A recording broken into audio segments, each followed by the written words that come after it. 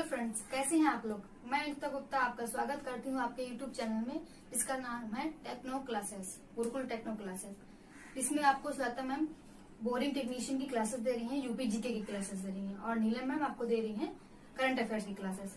मैं आपको अब हिंदी की क्लासेस देने वाली हूँ, ठीक है। इसमें आपका आज का टॉपिक रहेगा हिंदी भाषा का विकास। भाषा क्या है, कहाँ से उत्पत्ति हुई, इसकी कैसा क्या आपको सारी डिटेल में बताने वाली हूँ। इसमें आपकी परिभाषा हो गई भाषा।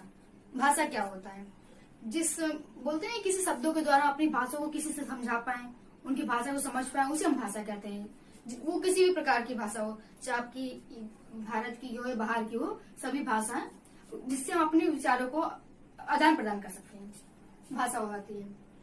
भाषा की उत्पत्ति कहाँ से हुई? भाषा की उत्पत्ति हमारी संस्कृत की भाष धातु से हुई।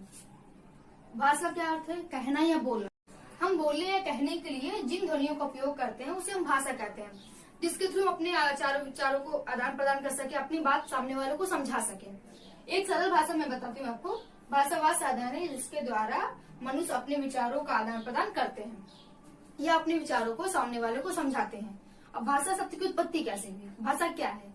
भाषा हमारे संस्कृत की भाष धातु से बना हुआ है, मतलब उसकी उत्पत्ति संस्कृत की एक भाष शब्द है, उससे हमारी भाषा की उत्पत्ति हुई है। और आगे मैं आपको बताती हूँ भाष क्या है, ठीक है।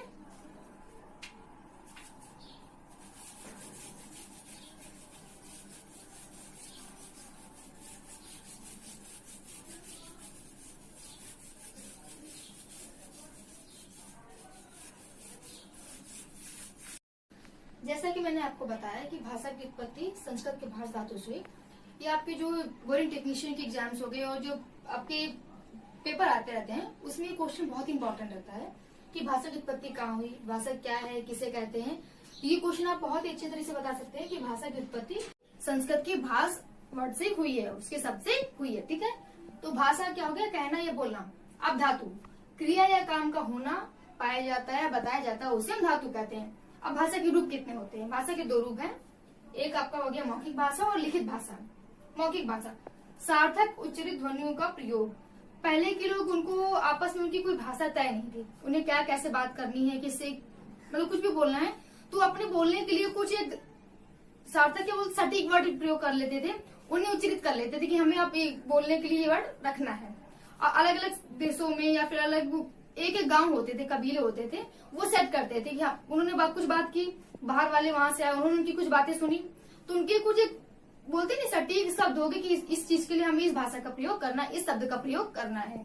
और आपकी लिखित भाषा मौखिक ध्वनियों के लिखित चिन्ह या लिखित चिन्ह तय किए जाते हैं। उसमें क्या होता था? लिखित भाषा में जो हम लोग बातें बोलते हैं उसको बोलने के लिए, उसको लिखने के लिए, अपनी बातों को समझाने के लिए कुछ चिन्ह तय कर दिए जाते थे कि इस चिन्ह से हमारा ये बात हम समझा सकते हैं। उसके बाद अलग अलग समूह ने मौखिक रूप से अपने अपने अलग अलग अर्थ तय किए। कुछ गांवों कबीलों में उन्होंने अपनी भाषा का कुछ अलग अर्थ बनाया, कुछ ने अलग अर्थ बनाया, तो सबके अपने अलग अलग अर्थ तय कर दिए गए। इसी तरह इसलिए संसार में बहुत सारे, सभी देशों के, सभी कबीलों के, सभी गांवों की अपनी अलग अलग भाषाएं। तो हमारे भारत में बहुत सारी भाषाएं हैं जिनका अलग अलग रूप है। इधर ABCDE और ये ध्वनियां हैं, ठीक है।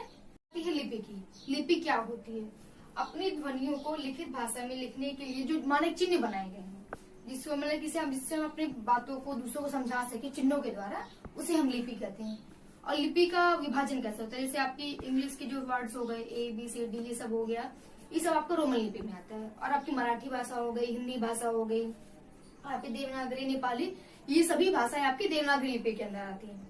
इसके अंतर्गत उसका विभाजन किया गया। अब रही बात लिखित रूप में से कि आप मान लीजिए हमारे जो पूर्वज होते थे, उन्होंने अपनी जो पीढ़ी है, अपनी जो भाषा है जिनको आपने विभाजन कर रखा है, उनके अगली पीढ़ी में पहुंचाने के लिए उन्होंने क्या किया? अपनी भाषा को पत्थरों पे लिखा, पत्तों पे लिखा, और तांबे की जो कांसे की प्लेट्स होती है उसमें लिख के वो आगे तक पहुंचाने के लिए उन्होंने प्रयोग किया, ताकि उनकी जो चिन्ह है आगे पीढ़ी तक स्थानांतरित होते रहे। तो ये बात हो गई हमारे भाषा की प्रकार की। अब अगली आपकी जो क्लास होगी, इसमें आपको हम भाषा का परिवार क्या है, भाषा विकास के अंदर ये टॉपिक है, भाषा का परिवार क्या है, उसके और अन्य क्या है, वो मैं आपको समझाने वाली हूँ। तो अभी तक जो भी मैंने आपको पढ़ा रखा है उसमें कोई भी आपको जो क्लियर नहीं हुई हो, समझ में नहीं आई है, तो प्लीज कमेंट कीजिए, मुझे बताइए, मैं आपको क्लियर एकदम समझाऊंगी। ठीक है फ्रेंड्स। तो प्लीज अभी जो आपका क्लास है उसमें कुछ भी प्रॉब्लम हुई आप मुझे बताइए, मैं सब कुछ क्लियर करके आपको बताऊंगी। तो अभी के लिए ये मैं आपकी क्लास खत्म करती हूँ। तो प्लीज मेरे चैनल को सब्सक्राइब कीजिए, लाइक कीजिए, शेयर कीजिए एंड कमेंट कीजिए। एंड फ्रेंड्स, जो कोविड-19 चल रहा है उसमें लोगों को घर में रखने के लिए बोला गया, तो प्लीज बी सेफ, घर पे रहिए, सुरक्षित रहिए, सेफ रहिए। Okay, thank you.